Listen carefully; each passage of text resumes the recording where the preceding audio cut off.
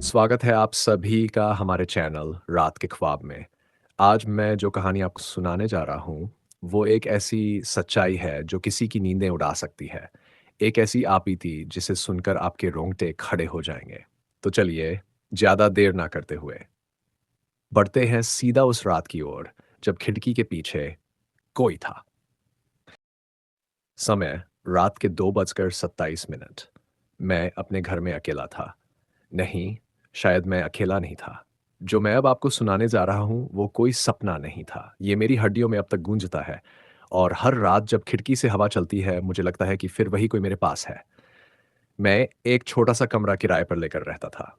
नौकरी का स्ट्रेस, अकेलापन और नींद की गोलियों से भरी रातें मेरी ज़िंदगी बन चुकी थी। वो कमरा सस्ता ज़रूर था, पर एक खामी थी। उसमें एक पुरानी लकड़ी की खिड़की थी, जो ठीक से बंद नहीं होती थी। पहली रात।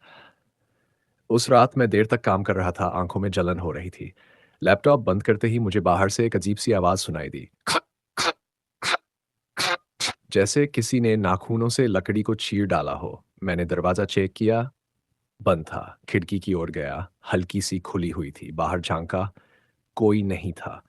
लेकिन मुझे लगा किसी की साँस मेरी साँसों में घुल रही है। मैंने खिड़की बंद की और सोने चला गया। दूसरी रात, 6 रात मैंने मैंने अपनी नींद की गोली नहीं ली। सन्नाटा था और फिर अचानक खिड़की के शीशे पर किसी ने धीरे से थपकी दी। ठक, ठक।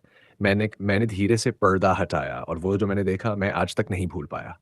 खिड़की के बाहर एक औरत खड़ी थी, पर उसका चेहरा इंसानी नहीं था। उसकी दोनों आँखें बिल्कुल काली, जैसे अंदर कोई गहराई हो, और उन आँखों के नीचे से खून बह रहा था। उसके होंठ सिले हुए थे सुई और धागे से।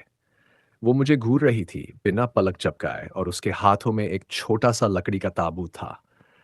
ताबूत पर मेरा नाम लिखा था। मैं चीखा, लेकिन मेरी आवाज़ ही नहीं निकली। मैंने खुद को एक कोने में समेट लिया और रात भर काँपता रहा। तीसरी रात, मौत की गंध। मैंने उस कमरे को छोड़ने की सोची, पर जब मैं अपना बैग पैक करने बैठा, तो अलमारी अपने आप खुल गई। अंदर कुछ नहीं था, सिवाय एक पुराने अखबार के टुकड़े के। उसमें लिखा था, स्थानीय युवक की रहस्यमयी मौत, जीभ कटी, आंखें बाहर निकली। दीवार पर लिखा, मैं खिड़की से आया था। नीचे तस्वीर थी, उसी औरत की, वही सिले होंठ, वही आंखें। मेरा दम घुटने लगा, मैं बाहर भागा, पर जैसे ही दरवाजा खोला, उसके चेहरे पर अब कोई चमड़ी नहीं थी।